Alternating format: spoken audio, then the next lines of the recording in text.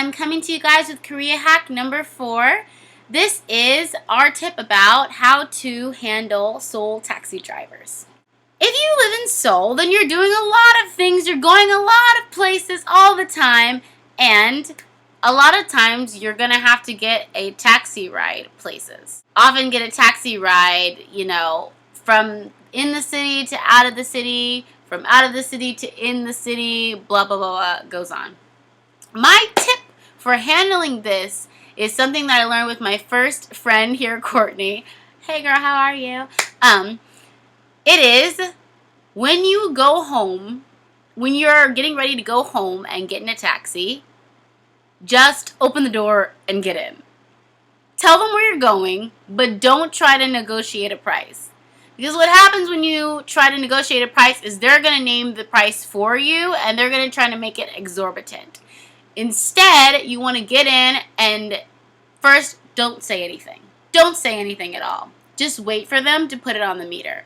Then if they try to name a price for you, then you insist on the meter. You say, meter 주세요, meter 주세요, meter 주세요. I've said it like 5 times in a cab. Now look, this doesn't always work, but it works often-ish. So I think it's a good tip to give you guys.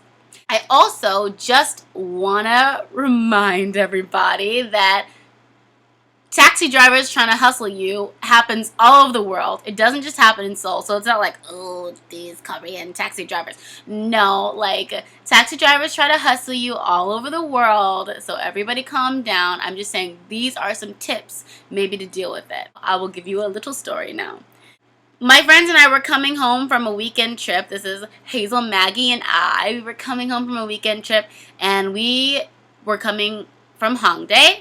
And we know how much it takes, how much money it takes for us to get from Hongdae to home. We know the cheapest price we can get. We know when we're being overcharged. It should cost us about, 20,000 won. Like, cheapest.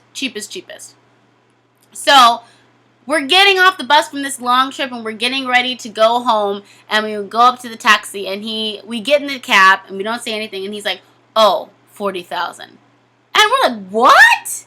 We don't want to pay 40,000 in the daytime to get home. And I'm like, should we get out? Should we get out? And my friends were like, oh, don't get out. We're already going now. So they were just going to pay it. But then, like, miraculously, this guy changes his mind, and he puts on the meter. We're like, meter 주세요, meter 주세요, meter 주세요. And he puts on the meter, and we're like, okay, cool, we're on the meter. We're going home. We get home, and clearly this guy, like, thought, we're out of towners, whatever, and he wasn't expecting. Like, we get there, and it costs us, like, 20,000, 22,000, $20, $22. And we're like, okay, bye.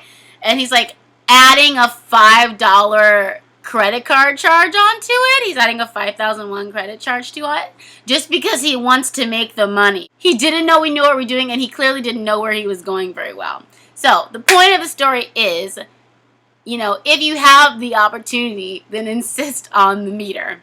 And that's the Korea hack for today, guys. I hope it helps. I hope, and if you have any other, like, knowledge, experience, like any tips of your own for doing the taxis in Seoul, let us know. Okay, bye guys.